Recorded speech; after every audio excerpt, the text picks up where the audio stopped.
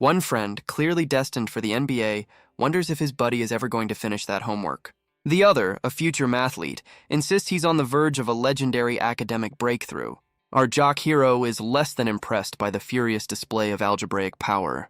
He officially calls it, blaming the ridiculously cold weather for their canceled one-on-one. Seriously, it's so cold you could probably freeze-frame the air itself. They both agree this level of chill deserves a more epic, dramatic name. Turns out there's a Korean term for this cold that sounds straight out of a fantasy novel.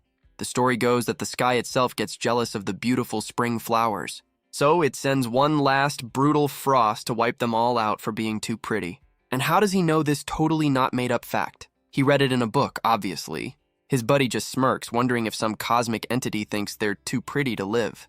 With his homework finally conquered, our scholar is officially ready to ball. Too bad a quick look outside reveals the bell has already betrayed them. Then, a chilling question flashes across the screen, completely shattering the mood. Afternoon class kicks off with the soul-crushing silence of a self-study period. Our protagonist mourns his lost lunchtime, a tragedy of epic proportions. Meanwhile, his desk mate is having a full-blown panic attack over something missing from her bag. The missing item is a precious photo, and she's convinced it's been swiped. He racks his brain for a moment before a prime suspect comes to mind. He casually asks if a certain basketball-loving friend of theirs happened to stop by. The camera pans to the accused, who's totally busy committing the high crime of texting in class. She's ready to call him guilty, but our guy isn't quite convinced. Their top-tier detective work is rudely interrupted by the teacher's death glare. Busted, he tries to become one with his desk to escape the shame. A narrator reminds us that this was, for all intents and purposes, a perfectly normal day. But then our protagonist looks up, a sudden weird feeling washing over him. The thought echoes in his mind. This was supposed to be a normal day. He glances out the window to see giant dark pillars casually erupting into the sky. He tries to get his friend's attention, but she's still deep in her stolen photo drama. With a look of pure disbelief, he can only point at the end of their world starting outside. His frantic warning is completely drowned out by a flashbang of divine proportions. When the light fades, the only thing left is a collective classroom-wide "huh?" A wave of panicked questions ripples through the room as everyone reboots their senses. The teacher, clearly not trained for this, attempts to calm the chaos with maximum ineffectiveness. One brave soul sprints to the window, ready to confirm everyone's worst-case scenario. And there it is, a giant, pulsating space egg thing sitting right on the 50-yard line. The cosmic egg hatches, revealing a smile only a xenomorph's mother could love. The entire class crowds the window for a front-row seat to the grossest show on Earth. The teacher's attempt to restore order is cut short by a horrifying discovery on his phone. A single bead of sweat confirms what the screen is telling him. They are completely on their own. He's got 0 bars, because apparently the apocalypse comes with its own signal jammer. With no adult supervision, the room instantly devolves into a screaming mess of alien invasion theories. Our mathlete hero just watches the chaos, his face set with the grim logic of a final boss encounter. Then, a sudden silence falls as someone points to a new party crasher floating in the room. A small, perfectly black sphere just hangs there, radiating a very clear do not touch vibe. He and his friend lock eyes with the orb, a universal feeling of, "oh, this is bad," sinking in. The teacher bravely announces he's going for help, a classic move that never, ever works out. Nearby, a girl's hand starts shaking so hard her pencil looks like it's trying to escape. A friend asks what's wrong, but all she can manage is a chattering whisper about being cold. The friend recoils as he sees her breath crystallize, the classroom's temperature suddenly dropping to 0. She starts crying out for her mom, overwhelmed by a supernatural chill that's freezing her from the inside. Our protagonist screams at his friend, his gamer instincts blaring that a debuff is being applied. Her buddy tries to help, but she collapses, her body going rigid from the impossible cold. He looks up just in time to see the black sphere crackling with a sinister energy right above her. Her features begin to glitch and distort, her eyes dimming like a TV shutting off for the last time. Her friend can only scream and scramble away from the horrifying thing his classmate just became. The rest of the class can only stare in frozen terror, their brains refusing to process the transformation. A horrible sound, like reality itself tearing, echoes as her form continues to warp impossibly. Her human shape finally gives way, shattering to reveal the nightmarish creature that was hiding inside. And our hero can only watch, completely frozen, as his world's final update finishes loading. Her would-be hero can only scramble backwards, his brain completely short-circuiting. The entire class enters a state of collective, blue screen of death paralysis. A clawed, distinctly non-human hand smashes a desk, splintering any remaining sense of normalcy. The newly spawned nightmare fuel stands up, looking like a glitched character model from a horror game. It lets out a shriek that sounds like dial-up internet arguing with a garbage disposal, its personal death orb floating menacingly overhead. Our hero and the rest of the student body are now effectively human wallpaper, pinned by pure, unadulterated terror. A single textbook hits the floor with a thud that sounds like a starter pistol for the apocalypse. That one sound is all it takes for the dam of denial to break, unleashing a tidal wave of screaming. Suddenly, it's every student for themselves as the classroom becomes a mosh pit of pure panic. The graceful exit strategy immediately devolves into a pileup of flailing limbs and forgotten backpacks. Our hero's glasses are knocked askew, giving him a slightly lopsided view of the end of the world. Through the chaos, he spots his friend on the ground, her face a mask of pure desperation. She manages to choke out that her legs have officially opted out of this whole running for your life situation. He grits his teeth, a cold sweat breaking out as the tactical map in his head shows 0 escape routes. The creature watches the stampede with the cold, calculating patience of a final boss. Its head swivels with an unnatural crack, its gaze sweeping over the buffet of screaming teenagers. One brave, or perhaps foolish student makes a break for it, yelling for everyone to follow his lead. His heroic dash is cut short as a shadowy tendril whips out and snags him like a fly in a web. The look on his face is a perfect portrait of someone who just realized they've aggroed the raid boss alone. The monster lets out a triumphant roar as more dark appendages unfurl, ready for business. A shadowy tendril connects with the student, dealing a massive, unblockable stun lock. The rest of the class can only add their own screams to the chorus, a soundtrack for the unfolding nightmare. Meanwhile, the hallway has become a high-stakes and very one-sided game of human pinball. He's hoisted into the air, his pleas for a rescue team falling on deaf, terrified ears. The poor guy is reeled in like a prize fish and presented to the monster for final inspection. The creature's face splits open into a cavernous maw, clearly getting ready for a very unhappy meal. Our hero can only shield his friend, both of them locked into a mandatory, horrific cutscene. His eyes are wide, processing a level of fear not found in any horror game he's ever platinumed. The darkness from its maw envelops the boy, and he drops to the floor like a puppet with its strings cut. The black sphere then detaches, floating down to hover ominously over the student's unmoving form. The sphere activates, unleashing dark tendrils that begin to process the downed player. It then recalls the orb, absorbing the entire data package with a sickening gulp. The creature crouches amidst the wreckage, its victory screen a silent, trashed classroom. Under a desk, our hero and his friend have entered extreme stealth mode, trying not to breathe too loudly. The monster tilts its head, seemingly puzzled by the distant sound of other players on the map. He holds her close, both of them frozen in a real-life QuickTime event where the only button is "Don't move." It lets out a low, guttural noise like it's trying to remember its next line of dialogue. The creature repeats the sound, pinging the room for any remaining life signs. Elsewhere, some guy in the bathroom is completely oblivious, complaining about the racket from the floor above. His friend just waves it off, assuming it's just the drama club getting way too into their rehearsals. Still, they both have to admit things have been a little weirder than usual around campus lately. The gray-haired one then dares his buddy to go poke the weird fleshy thing on the soccer field for a bit of cash. His friend immediately declines the side quest, stating his self-preservation instinct is worth more than pocket change. The bully just laughs it off with a totally convincing, "Just kidding, unless" kind of vibe. They both stare out at the object in question, a giant, pulsating mound of what looks like rejected jello. But then, the gray-haired student gets a look on his face that says a terrible, horrible, no-good, very bad idea is loading. A wicked grin confirms that the download is complete, and it's running on pure chaotic evil energy. On the floor is another student who's clearly had a bad day, and the bully tells his friend to get him on his feet. The friend nervously asks if they're planning a sequel to whatever just happened, but the bully promises they're done. He explains that they're simply going to use their new volunteer to satisfy a little scientific curiosity. A moment later, we see the poor guy's unsteady feet trudging across the lawn toward the mystery object. Blindfolded and worse for wear, he stumbles along, asking if this little field trip is almost over. From the window above, the bullies offer some less than helpful encouragement for him to keep walking. They even have the nerve to mock his navigation skills, despite him walking in a perfectly straight line. The accomplice is starting to sweat, realizing their little prank might have some serious real-world consequences. Their test subject finally comes to a stop, standing directly in the shadow of the giant, fleshy landmark. The lead bully just scoffs, pointing out with world-famous last words that the thing isn't even moving.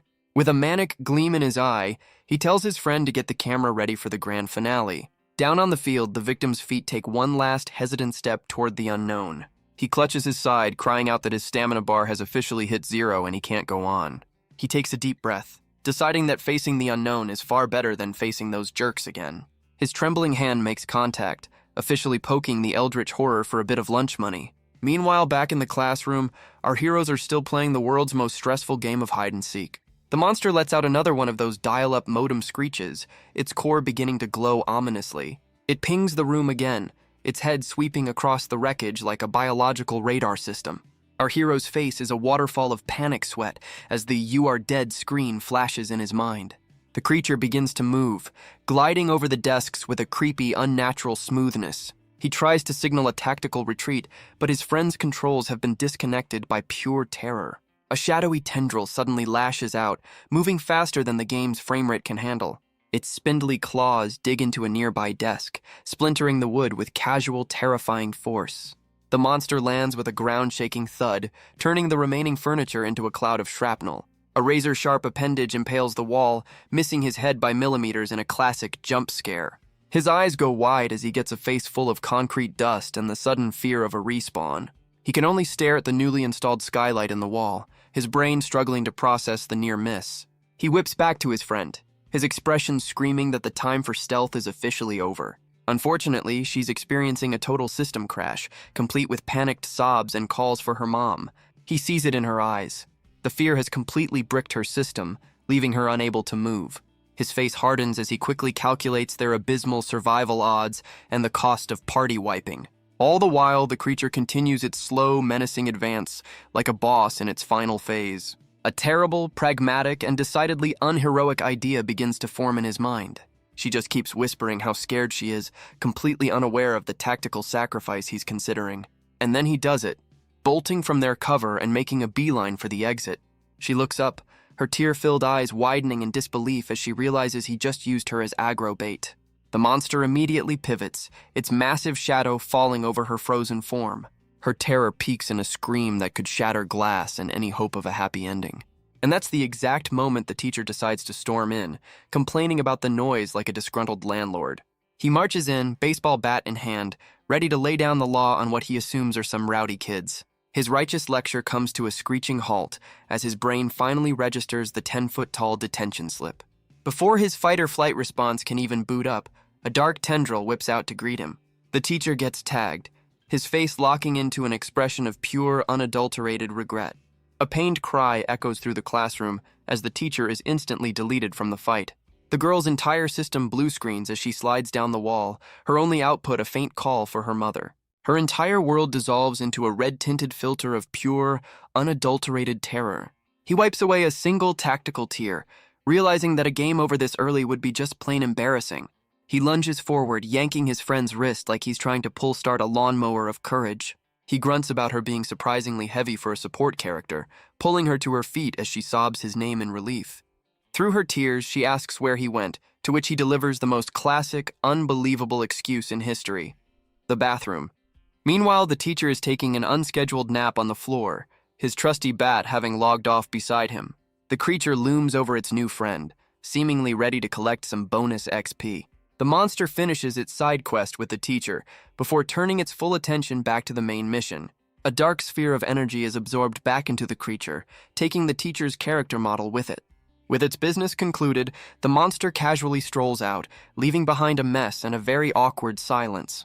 The camera pans over to a seemingly innocent storage cabinet, the last bastion of hope in the trashed room. Inside, our heroes are crammed together, trying to muffle their panicked breathing as heavy footsteps patrol the hallway. The whisper argument begins, with accusations of cowardice met by the classic "it was a tactical retreat" defense. Their argument is cut short by the more pressing question of whether the monster is just camping the exit. A moment of quiet relief washes over her as she thanks him, admitting she was already seeing the "continue" screen. He immediately starts sweating like he's trying to defuse a bomb, completely unable to look her in the eye. Her relief quickly evaporates as she connects the dots, asking the one question he really didn't want to answer. The hushed argument reignites, his flimsy excuses doing little to put out the fire of her righteous indignation.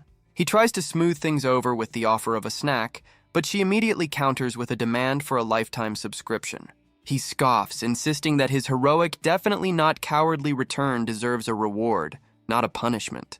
Their bickering is interrupted by a massive, shadowy hand sliding past the crack in the door. Frozen mid-argument, she whispers if it's gone, and he makes the classic horror movie suggestion to just take a little peek.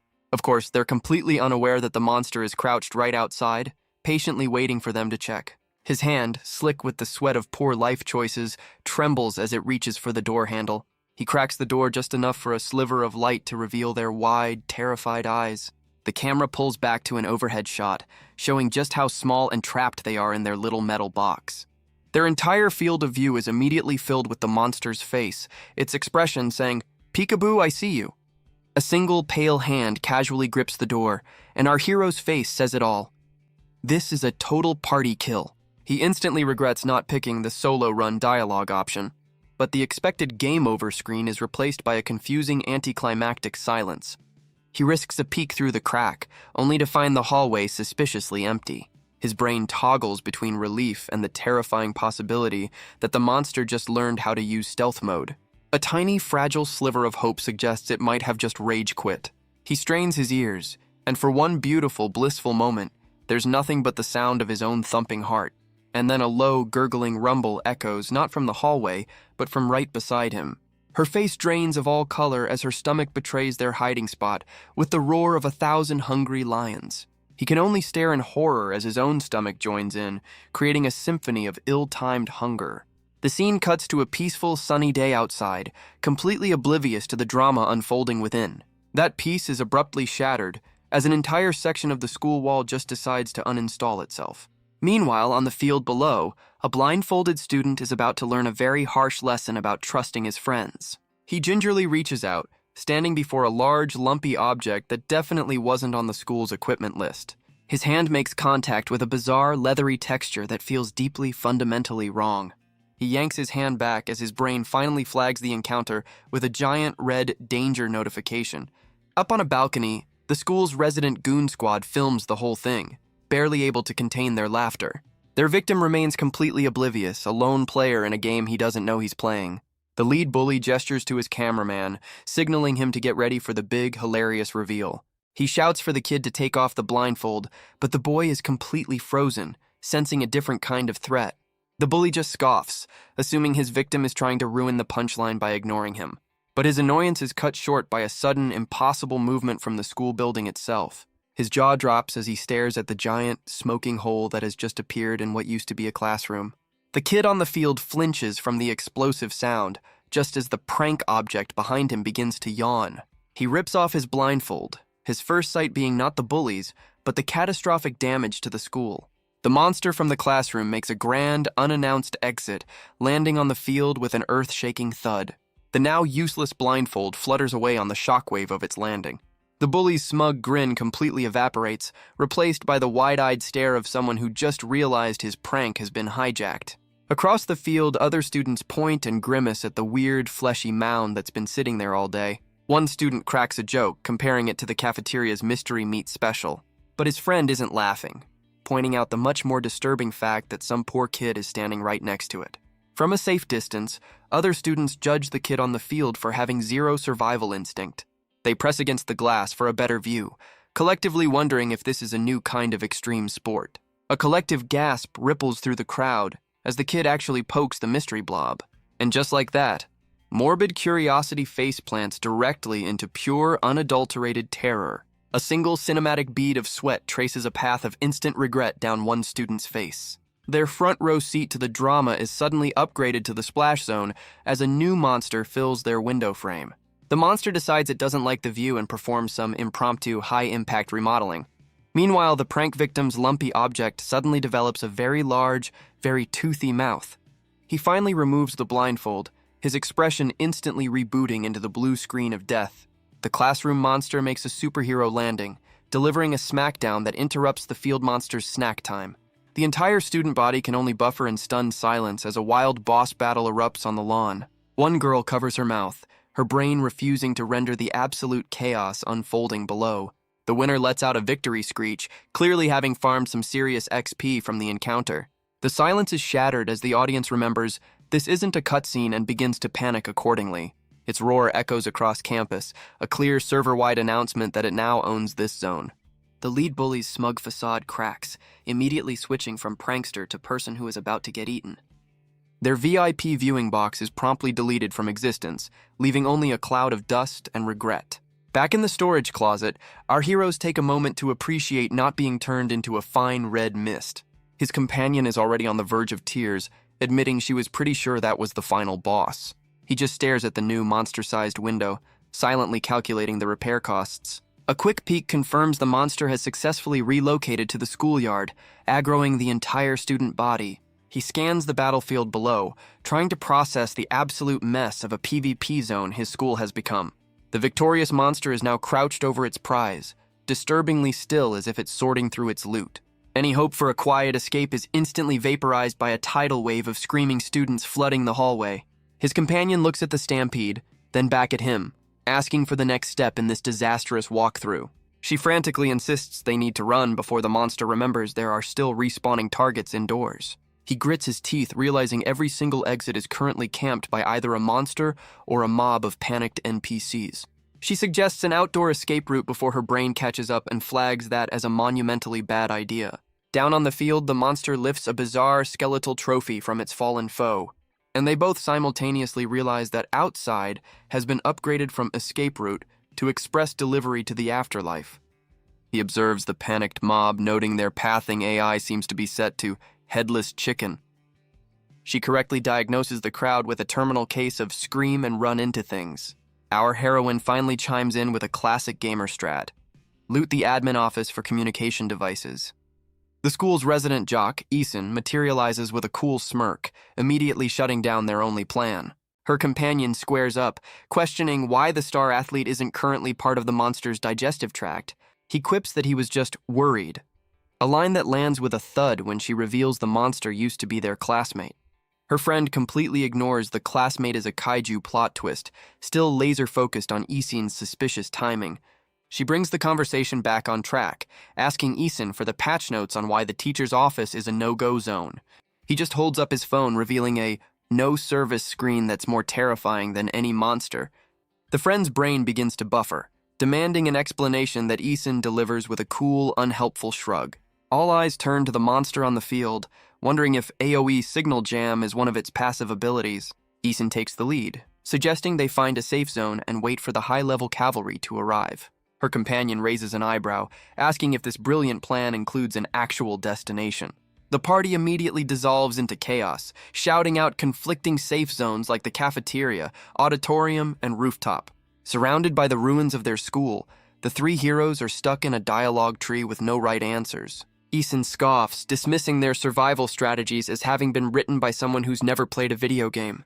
He argues for the auditorium's thick walls, while Eason argues that it's a giant, inescapable death trap. Eason cuts through the bickering with a grim new parameter: plan for being trapped here for a full month. They protest the absurd timeline, but Eason counters with the simple, undeniable logic of needing to manage their hunger bars. He points at the structural damage, making a solid case for prioritizing a high-defense shelter over a snack run. She counters their long-term planning by pointing out the main quest is get rescued, not become post-apocalyptic warlords. Her companion just stares at her, the concept of rescue no longer computing in his panic-addled brain. She lays out her flawless logic: a disaster of this scale guarantees a server-wide rescue event is imminent. To everyone's surprise, Eason supports her theory, predicting a rescue helicopter will spawn within the hour. Mounting a nearby cabinet for dramatic effect, she confidently proclaims that rescue is the only logical endgame. A light bulb finally goes off over his head as he realizes her optimistic plan might actually be the correct walkthrough. With 2 votes in favor, the friend is outvoted and begrudgingly agrees to the get rescued strategy. The moment a plan is formed, our hero's legs decide to spontaneously uninstall, sending her tumbling. He makes a diving catch, frantically asking if she's been hit with a sudden debuff. She admits her bravery was a buff that just wore off, as her legs are once again disabled by the terror status effect. Her face glitches with the paralyzing fear debuff as she struggles to reboot her lungs. He checks her status, asking if the walk command is still grayed out on her action bar. She latches onto his sleeve, her hand vibrating like a controller on low battery. A quick scan reveals everyone else is just running a better brave face cosmetic overlay. Forcing a manual override on her motor functions, she confirms she's ready to move out. The party exits the tutorial zone through the new monster-installed panoramic window. Their desperate stair climb montage begins, taking them to the next level of the map.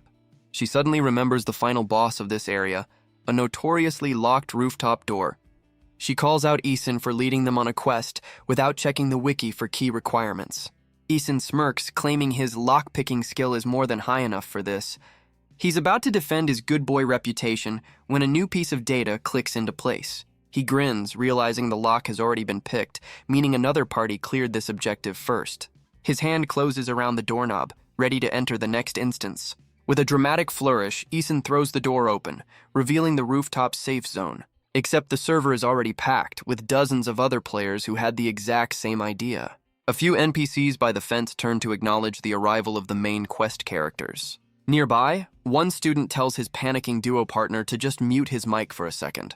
He realizes their galaxy brain strategy was just the default spawn point for everyone. Her companion notes that the pale and terrified character shader seems to be universally applied. Eason suddenly freezes mid-stride, his expression dropping like a server connection. He stares at nothing, muttering that their current situation has just been downgraded to hopeless. She immediately demands a debrief, asking what new horror he's just processed. Eason looks to the horizon, grimly announcing that the rescue event may have been canceled. He raises a shaky hand, pointing to a new objective marker on the city's skyline. He asks if their render distance is high enough to see what he's seeing. In the distance, a second world boss is just casually chilling on top of a skyscraper. Her brain short circuits, trying to calculate how the monster on the field clipped through the map to get there. Eason just collapses, finally understanding this isn't a school-based instance but a server-wide invasion. Elsewhere on the roof, a lone NPC wonders why his party ditched him without so much as a "gee." He then spots another player on the ground, afflicted with a new sudden onset hypothermia debuff.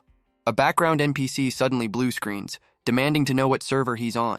The new objective marker reveals a second raid boss playing peekaboo over the city's draw distance. Another player's jaw unhinges, his brain failing to render the impossible asset.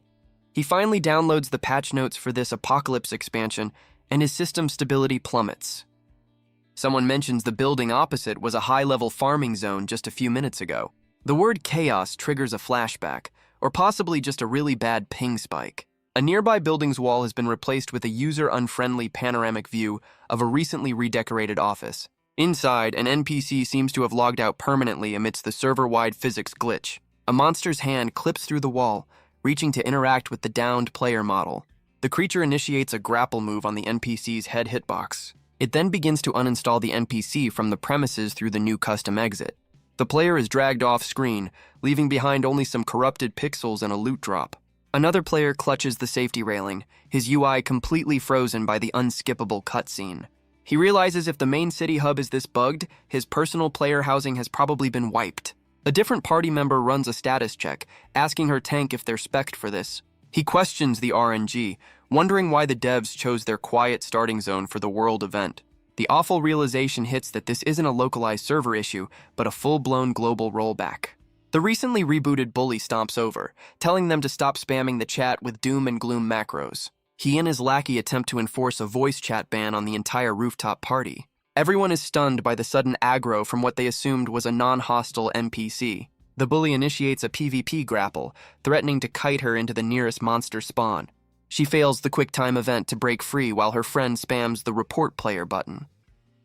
With a grin that screams griefer, the bully cancels the grapple animation. He then lands a critical hit with a powerful knockback effect, sending her flying. Her friend's face glitches, stuck on the surprised Pikachu emote as he watches her HP bar drop. She hits the ground, suffering from a stun debuff from the unexpected player kill attempt. She checks her own character model, unable to believe friendly fire was enabled on this server. The bully just shrugs it off, blaming his actions on the insanity debuff from the world event. Her friend switches to a defensive stance, using the bodyguard skill and begging the griefer to log off. The bully just smirks, mocking his low defense stat before queuing up his next attack. Her bodyguard tries to initiate a parley, but the bully's dialogue options are all set to hostile. Our pint-sized protagonist requests a timeout, pointing out the world-ending event currently in progress. A new player with a hoodie and zero patience for this nonsense logs into the conversation. He immediately shifts aggro, mocking their party for being a bunch of level 1 freshmen. The hoodie girl reminds him that a player was just rage quit from existence, questioning his sense of timing. This feedback only enrages him further, and he threatens to send her to the great server in the sky. He then turns to flame his own teammate, Cheolman, for spectating instead of participating. With a grin that could curdle a health potion, he asks Cheolman if he'd like to get debuffed too. Our original duo can only watch as the enemy team begins to self-destruct mid-encounter. The bodyguard's processor overheats, struggling to render the escalating levels of sheer idiocy. Other players on the roof exchange confused emotes, wondering why anyone would start a guild war now. Meanwhile, a mysterious black sphere renders in the skybox, completely ignored by the drama below. The bodyguard is the first to look up, and his face immediately registers a critical error. He's hit with a flashback to the tutorial mission, remembering an identical sphere right before the server crashed. The horrifying implication downloads directly into his brain, and his expression becomes a living 404 error. The ominous black sphere continues its ominous hovering, radiating pure bad update energy. He screams at his party to abort the mission and find the nearest logout point immediately. The bully just scoffs, apparently thinking he's the zone moderator for this rooftop. He frantically explains that the floating sphere is about to force a class change on someone into a raid boss. The entire rooftop server lags for a moment as every player freezes in a standoff. The hoodie girl and her friend are stunned silent, trying to process the insane patch notes. The bully and his remaining lackey just spam the laugh emote, dismissing it as a troll post. Chelman, however, seems to be downloading the warning, his face suddenly pale and sweaty. He then drops the lore bomb that the first monster wasn't a random mob, but their classmate, Kim Sujin.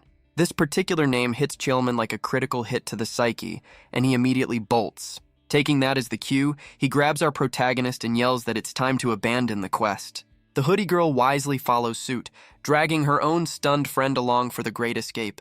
But the bully decides to play as an unmovable environmental object, blocking their only exit. He smirks down at our hero, informing her that this encounter isn't over yet.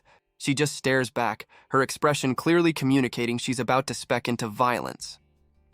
The bully cranks up his grip strength, clearly having missed the memo about the impending apocalypse. A blood-curdling scream from the world's worst pop-up ad interrupts their regularly scheduled bullying. Down below, the prophecy comes true, as a student begins an unscheduled character evolution under an identical black sphere. His character model glitches out spectacularly, with texture stretching and his eyes becoming empty voids of pure lag. The bodyguard's warning upgrades from a panicked yell to a full-blown everyone log off now system alert. The bully, whose name is apparently Eason, immediately abandons his tough guy act and makes a mad dash for the exit. He almost reaches the logout point when a monstrous hand slams down, setting the door's status to permanently busy. Eason freezes mid-sprint, his bravado instantly evaporating into a single terrified bead of sweat. The entire bully squad pivots, their aggro expressions replaced with the wide-eyed look of players who just stumbled into a raid zone. A grotesque vine-like creature wraps around the doorway, officially sealing their beta test group inside the server. On the field below, the newly spawned raid boss finishes its summoning animation with a ground-shattering slam. The student's transformation completes, and he now towers over the courtyard as a full-fledged, horrifying world boss. A random player's face fills with despair as he finally understands the phrase, "no exit instance." Eason's grim expression deepens as his name is called from the chaos, and for once it's not because he's in trouble with a teacher. His friend screams his name, face a perfect mask of, "we are so getting permabanned for this." The friend makes a desperate sprint for the door, apparently not having noticed the giant "Do Not Enter" sign made of monster parts. The rooftop server officially crashes into chaos as every player scatters, spamming the help command to no avail. Eason stumbles back from the barricaded exit, his face a portrait of a man who just learned his save file is corrupted. He whips around with a panicked expression, desperately trying to locate his party member in the sea of screaming avatars. A different student holds open the door to a small rooftop shed, yelling for his friend to get to the new, much smaller safe zone. From the relative safety of the doorway, Eason watches a massive monster arm execute a sweeping attack that misses him by mere pixels. His face twists in horror as he realizes his friend didn't make it through the door before the attack landed. The friend gets absolutely launched by the blow, taking massive knockback damage and ragdolling into the safety fence. A dark, shadowy tendril immediately applies a grapple status effect, ensnaring the fallen student. He collapses, health bar flashing critical, as his friend can only stare, stunned into inaction. Gritting his teeth through the pain debuff, he struggles to lift his head for one last look at the boss. The remaining players are frozen solid, their brains buffering as they stare up at the terrifying creature that just one-shotted their friend. The monster unleashes another AoE attack, sending players scattering and one girl screaming for a game master. A terrified girl asks her friend for a strategy, and he responds by shoving her towards the only potential respawn point. He then turns to face the monster, pushing through the panicked crowd, ready to tank the boss all by himself. He grits his teeth, declaring his brilliant strategy is to make it up as he goes. He suddenly whips out a knife, prompting our protagonist to do a spit take she hadn't even prepared for.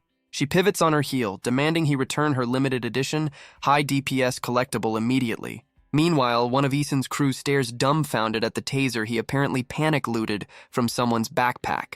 The monster decides to change targets, cornering a random girl who is currently experiencing a critical existence failure. The previously ragdolled friend uses his last ounce of stamina to yell a, "You need to kite the boss" warning. She remains frozen, trying to convince herself this is just a very immersive, very terrible dream sequence. A sneaker suddenly digs into the pavement, launching a new challenger into the fray. Taser Boy goes full Leroy Jenkins, charging in with his newly acquired stun gun and a battle cry of pure panic. His heroic charge expression immediately morphs into one of, "Wait, that wasn't in the patch notes." A shadowy tendril ignores him completely, yeeting the very girl he was trying to save across the rooftop. The attack lands, and her character model is immediately deleted from the instance. Taser Boy can only stare, his brain blue-screening at the horrifyingly effective permaban. The rest of the student body stands frozen, their collective jaws hitting the floor with a synchronized thud. The monster holds the now unresponsive player model, preparing to initiate its consume animation. Its jaw unhinges to an impossible angle, getting ready to absorb the player's data packet. A nearby student's face is a waterfall of terrified sweat as he watches the live-action horror movie unfold. In a flash of corrupted data, the monster finishes its delete character sequence.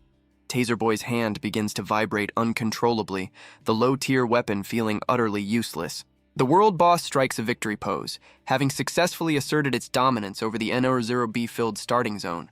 His resolve finally shatters, and the taser slips from his grip in a moment of pure, unadulterated nope. But before it can hit the ground, our protagonist zips in and snatches it mid-air with pro-gamer reflexes. He just stares, completely baffled by her insane ping and lightning-fast reaction time. The monster, meanwhile, absorbs the mysterious black sphere, completing its power-up sequence. With a look of pure, unadulterated "it's go time," our tiny protagonist charges the final boss. She winds up the taser, screaming a challenge that basically translates to "eat static, you overgrown glitch." She jams the device right into its ankle hitbox, unleashing a full battery's worth of spicy justice. The monster lets out a digitized roar as blue electric energy crackles over its entire character model. But instead of a stun effect, the taser seems to trigger a new attack pattern as shadowy tendrils erupt from its head. She stares up in horror, realizing she didn't just fail the DPS check. She accidentally activated its hard mode. The monster's new attack phase begins with a flurry of shadow whips, instantly logging out several fleeing students. Taser Boy, apparently not learning his lesson, makes a desperate lunge for the still sparking device lodged in the boss's ankle. Our protagonist is pinned down by the sheer aggro she's drawn, staring up at the raid boss she just accidentally buffed. From the relative safety of the exit, her party members can only scream her character name, their voices cracking with panic. She stares into the glitchy sky, contemplating the very real possibility of a game over screen. Suddenly, a fellow player dives in, using his own hitbox to tank the incoming damage for her. The impromptu tank pants heavily, his health bar blinking red after that near-fatal party wipe. The few remaining players take a quick breather, doing a frantic head count amidst the rooftop wreckage. Something small and dense detaches from the monster, dropping a mysterious piece of loot that craters the concrete. Just as they relax, her new companion shouts a warning as the boss's idle animation suddenly ends. Another party member shrieks for a tactical retreat as the monster's shadow falls over their escape route. The creature's face splits open, revealing that ominous black sphere now charging up a one-shot kill ability. Having made some distance, the boy and our hero glance back, hoping the boss has finally reset. He pulls her to her feet, breathlessly explaining that one good tank deserves another. The monster pauses its attack pattern, silently tracking the survivors as they scramble for the exit door. The first student to reach the door shouts a new warning, his face pale with a fresh kind of terror. The monster emits a horrifying dial-up tone as a long, whip-like tail sprouts from its back, clearly signaling Phase 3. The fleeing students realize with dawning horror that the boss is about to cut off their only exit. The ones already inside scream encouragement, desperately trying to lower the raid's abysmal clear time. The guy holding the door grits his teeth, clearly annoyed by the party's collective movement speed debuff. With a sound like a corrupted audio file, the monster's new tail appendage whips through the air with lethal speed. In a shocking display of poor sportsmanship, the student at the door suddenly grabs the jacket of the guy helping our hero. He gives a look of pure, selfish PvP intent, ordering him to break formation immediately. He then shoves them both aside, deciding to save his own KD ratio and make a run for it. Our protagonist and her temporary tank hit the deck as the traitor makes a mad dash for the instant's exit. His fingers wrap around the doorknob, just a single frame away from escaping the boss room. He yanks the door shut, leaving the rest of the party locked on the wrong side with a very angry raid boss. Leaning against the sealed door, he breathes a sigh of relief, muttering about how he barely survived that team-killing lag. The other students who made it through can only stare, absolutely stunned by the blatant ninja looting of an escape route. Back on the rooftop, her companion just sighs, lamenting that they really should have picked the other quest line. Her companion just sighs, explaining that the first wave of students simply scattered without a plan. The door-slamming traitor immediately tries to score some cheap chivalry points with a nearby girl. His face suddenly drains of color as a single horrifying thought hits him like a truck. A sudden, violent thump against the door sends the entire group stumbling back in a fresh wave of panic. His friend starts to panic, desperately asking if he's absolutely sure that flimsy lock will hold. A younger student, clearly the only one with a functioning brain cell, screams at them for just standing there. The door slammer desperately tries to reassure himself, insisting that the lock is solid and nothing can possibly get through. The dawning horror on his face confirms he's just realized the fatal flaw in his every man for himself strategy. He resorts to screaming that the rooftop was a total loss anyway, desperately trying to justify his actions. As if summoned by his cowardice, an immense force slams into the door, silencing him instantly. The girl in the hoodie can only stare in wide-eyed shock, managing a single, horrified whisper to run. That's all the motivation they need, triggering a full-blown stampede down the concrete stairs. The door visibly buckles under another thunderous impact, its lock and hinges groaning in protest. Panicked shouts for a new rally point echo through the stairwell, with someone suggesting the auditorium. With a final, deafening screech, the entire door is ripped from its hinges and sent flying after them. The steel projectile smashes into the landing below, barely missing the tail end of the fleeing group.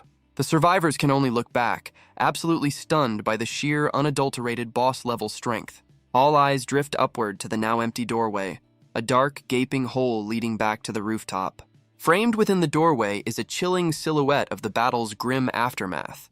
A lone player slumps against the wall, clearly having suffered a critical existence failure. Elsewhere, our favorite gray-haired bully cautiously peeks through a chain-link fence, scouting the area.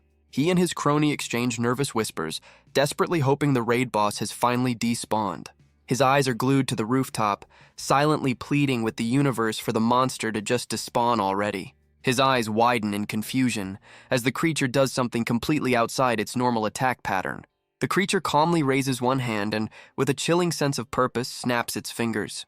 A split second later, a massive concussive force blows another door completely off its hinges. The bully flinches violently, the deafening blast having originated alarmingly close to his hiding spot. He completely loses his balance, dropping the pathetic sheet of metal he was using for cover. The monster crouches by the fresh exit, its head cocked at the sound of something clattering nearby. He collapses in a heap of pure relief, muttering that a close call like that is worse than any permadeath. His face goes from relieved to absolutely horrified as he realizes he just rang the dinner bell. A set of massive, shadowy claws suddenly clamps down on the chain-link fence just inches from his head. The monster slowly peers over the top, its gaze locking onto the two cowering students with predatory focus. His brain can only form a single desperate thought. Please don't see me, please don't see me. Meanwhile, the stairwell survivors are left staring at the empty doorway, wondering if they just got incredibly lucky. Hoodie Girl snaps them out of it, yelling that standing around gawking is how you get game overed. She points them toward the multi-purpose room, shouting it's their best shot for a new safe zone. Her companion quickly agrees, adding that its reinforced doors are practically boss-proof. One of the boys takes a moment to ask his friend who the new guy with Eason's party even is. Elsewhere, a mysterious old man sits in a vintage car, offering a solemn prayer before turning the key. He steels himself for the coming trial, asking for the strength to see his mission through to the end. The car smoothly pulls out onto the street, its engine a low, determined hum. Back at the school, the monster's head whips around, its attention instantly snagged by the new sound. It completely forgets the boys hiding in the bushes, its focus now locked on the vehicle approaching the gate. The driver, completely unaware, continues his prayer for divine protection against whatever lies ahead. He floors it toward the school entrance, a man on a mission with no idea he's become the new aggro magnet. His determined prayer is cut short by the sickeningly familiar feeling of being watched. A quick glance in the rearview mirror confirms his worst fear. The field behind him is suddenly, ominously empty. He lets out a blood-curdling scream, recognizing the signature move of a world-ending boss. His foot instinctively slams on the brake, sending the tires screeching in protest. The car's sudden stop introduces his forehead to the steering wheel with a comical thunk. He completely loses control, veering off the road and having an unscheduled meeting with a very solid tree. Dazed and confused, he clutches his head, trying to reboot his brain after the unexpected system crash. The horrifying image of the creature from the field flashes through his mind, confirming he's in way over his head. He desperately checks his mirrors again, wondering where the high-level mob could have possibly gone. The answer comes from above as the monster sails gracefully over the fence, a dark shadow passing over his car. It lands directly on his hood with enough force to turn the front of his car into a modern art sculpture. A long, wicked-looking appendage slowly extends from the creature's arm, glowing with malevolent energy. The appendage plunges down with impossible speed, punching straight through the car's roof like a hot knife through butter. The screen simply fades to black, leaving the unfortunate driver's player status as currently disconnected. A new group of students frantically sprints between brick pillars, desperately seeking cover from the chaos. Their leader suddenly skids to a halt, yelling that they've just run straight into the boss arena. He ignores his friend's panicked questions, insisting their only option is to fall back immediately. A monstrous foot craters the pavement right in front of them, emphatically ending the debate. The rooftop horror now stands guard over the crumpled car, completely blocking their only escape route. From behind a wall, a girl frantically waves for someone to join their hiding spot. She freezes mid-gesture, a bead of sweat tracing a path down her face as the puzzle pieces click into place. Her eyes widen in realization. The monster isn't just rampaging, it's guarding that weird, fleshy thing on the field. Elsewhere, the stairwell survivors finally reach the heavy double doors of the multi-purpose room. One girl cautiously cracks the door, peeking inside for any unwelcome party guests. She gives a relieved thumbs up, confirming their potential new safe house is currently monster-free. Two of the students immediately collapse onto the floor, their stamina bars completely depleted. Hoodie Girl jiggles the handle, announcing the bad news that this particular safe zone doesn't have a lock. The boys just scoff, arguing a lock is useless when they've seen these things tear through solid steel. Another girl chimes in with a classic horror movie solution: barricade the handles with a broomstick. Our protagonist realizes this brilliant plan requires a side quest back into the monster-infested hallways to find one. He just stares off into the middle distance, his mind still trying to process the last 20 minutes of insanity. He looks down at his own trembling hand, wondering if this is all just a horribly realistic nightmare. A sharp rap on the wall from Hoodie Girl snaps him out of his 1,000-yard stare. She cuts right to the chase, asking how he knew a monster was about to spawn on the rooftop. She presses further, wanting to know how he predicted a student was about to have a very, very bad day. He looks away, quietly admitting this wasn't his first time seeing the transformation sequence. Her eyes narrow with intense curiosity, asking him to describe the gruesome play-by-play. He recalls the chilling moment a black sphere materialized over a person's head, just like the one on the roof.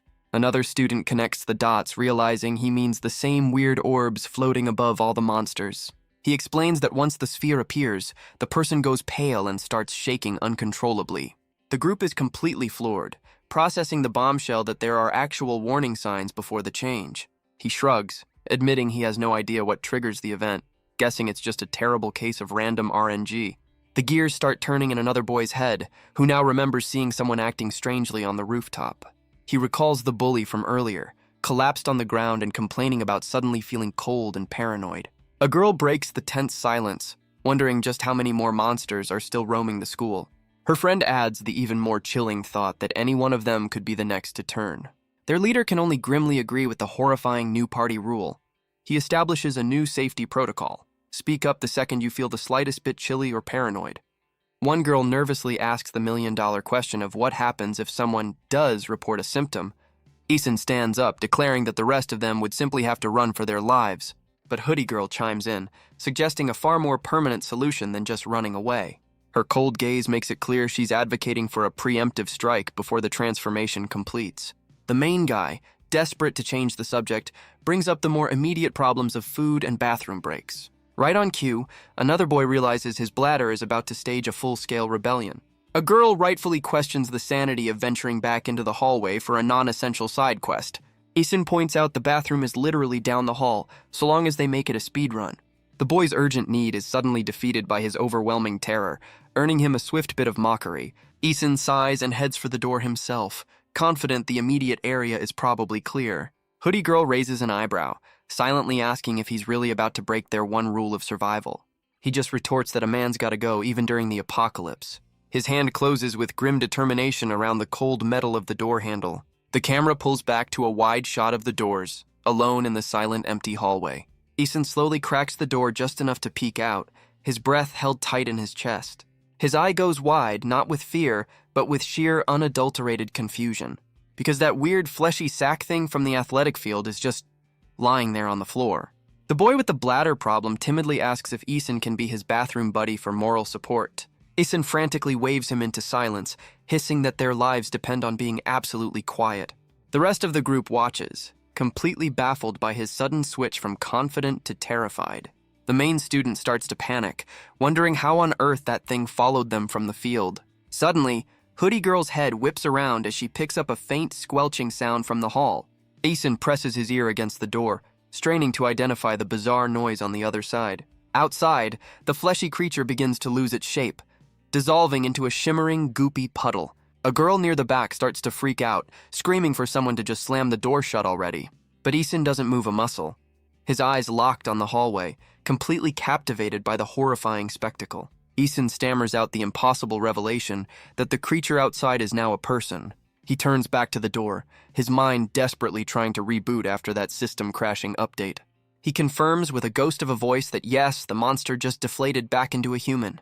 The main guy immediately calls shenanigans, demanding he take another look to be sure. Hoodie Girl cuts to the chase, cautiously pressing her own eye to the crack to see the horror for herself. Her gaze falls upon a student lying motionless on the floor, their body covered in bizarre, crystalline growths. The boy with the now-forgotten bladder problem nervously asks if it's really truly a person. She confirms it's human form, but adds the chilling detail that she can't tell if they're still breathing. She notes the obvious signs of infection and the gut-wrenching familiarity of their school tracksuit. The rest of the group immediately starts to spiral, wondering if this nightmare is airborne. But the main guy's mind goes somewhere else entirely, clinging to the slim hope that the student might still be alive. Eason and Hoodie Girl exchange a look, forced to admit it's a long shot, but not an impossible one. Eason's face pales as he realizes the horrifying implication. He's suggesting a rescue mission. The main guy suddenly pivots the conversation to a classic zombie movie, leaving everyone completely baffled.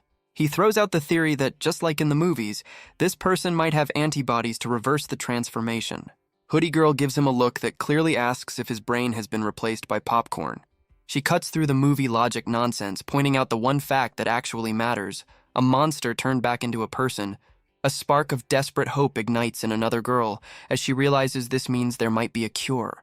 Eason grits his teeth, torn between survival instinct and the crushing knowledge that inaction now could haunt them forever. The main guy seizes the moment, declaring that they have to make a choice, right here and right now. Hoodie Girl adds a layer of urgency, reminding them that the hallway isn't going to stay empty forever. The main guy's eyes narrow with grim determination, the weight of their lives resting on his next words. With the debate settled, the group steels themselves to leave the questionable safety of their makeshift fortress. Two of the students peek out, still half convinced it's just a monster playing possum. One girl takes a deep breath to steady her nerves, a single bead of sweat betraying her forced calm. As one, they cautiously step out into the silent hallway, crossing the threshold into the unknown. Isin lays down the law one more time. If you break formation, you're on your own. The main guy backs him up, warning everyone to be ready for a sudden and violent relapse. He then turns to Hoodie Girl, asking if the injury she sustained on the rooftop is going to be a problem. She just grits her teeth through the pain, insisting that a little thing like a wound is the least of their worries right now. Hoodie Girl takes one look at the crystal-covered body and declares it officially deceased. The main guy immediately nominates Isin for the Poke the Potentially Explosive Monster mission. Isin shoots him a look that screams, "Et tu, brute?" with a side of abject terror. Despite his protests, Isin's trembling hand begins its slow, agonizing journey towards the crystallized student. The rest of the group holds a collective breath, offering the incredibly helpful advice of "don't die." Isin calls for his electrical support unit, demanding Hoodie Girl have the stun gun on standby. She calmly informs him that said stun gun was yeeted off the rooftop during their last boss fight. But the main guy pulls a plot twist, revealing he'd actually snagged the stun gun before their great escape. Hoodie Girl breathes a sigh of relief, grateful her expensive, custom-modded zappy stick is safe. He then holds up the device, which now has all the structural integrity of a potato chip. She insists it might still have a little juice, but he counters that it's more likely to zap the person holding it. Isin, deciding a 50-50 chance of self-electrocution is better than nothing, snatches the broken weapon. He kneels down beside the crystal-laced student, preparing to perform a very questionable wellness check. With the grace of a bomb disposal robot, he gives the body a tentative poke with the busted stun gun. The others question his scientific method, but Isin insists he's just testing for a reaction. Probably. Hoodie Girl sighs, pushing past the boys to do it the old-fashioned way and check for a pulse. She kneels beside the body, entering the potential splash zone with a professional's calm. The boys watch on, their collective bravery having been outsourced entirely to her. Her fingers navigate the hazardous crystal terrain, not for a pulse, but for the student's nameplate. The name clicks into place, and suddenly the generic school tracksuit becomes terrifyingly specific. A wave of ice-cold recognition washes over her as the pieces fall into place. Her mind races. She didn't know him well, but she knew of him. She remembers him as one of the cronies who followed the rooftop bully around like a lost puppy. Staring at his still form, she sends a silent prayer into the universe, hoping he's still in there somewhere. His eyes snap open with an audible crackle of crystal, his voice a broken whisper asking about his fate. She scrambles back, her own survival instinct screaming that she's about to join him. Before she can completely short-circuit, the main guy's hand shoots out and grabs a fistful of her hoodie. He yanks her back with the force of a cartoon stage hook, pulling her clear of the danger zone. Isin goes full-on panic mode, screaming that the patient is having a catastrophic relapse. The main guy hauls her away, roaring for everyone to fall back as the student goes full-on hedgehog mode. She thrashes against the retreat, desperately trying to translate the Crystal Man's final words. The main guy tries to reboot her brain, but all she can do is scream the poor kid's name. From the doorway, the rest of the squad offers helpful, high-pitched advice to hurry the heck up. That name triggers a system error in Isin's brain as he realizes he knows the guy currently becoming a floor decoration. The floor suddenly gets in on the action, erupting with dark spikes that send them scrambling back. Trapped in the thorny embrace, the student begs for a patch to fix the whole imminent death bug. His pleas turn to raw screams as the shadowy growths begin to win the tug-of-war for his soul. Isin's brain has officially blue-screened, leaving him to just stammer at the unfolding nightmare. Hoodie Girl whispers his name one last time, her face a frozen mask of disbelief. In a final, silent surge, the shadowy corruption completely encases him in a crystalline shell. When the transformation completes, a brand new floor-mounted monster is all that remains.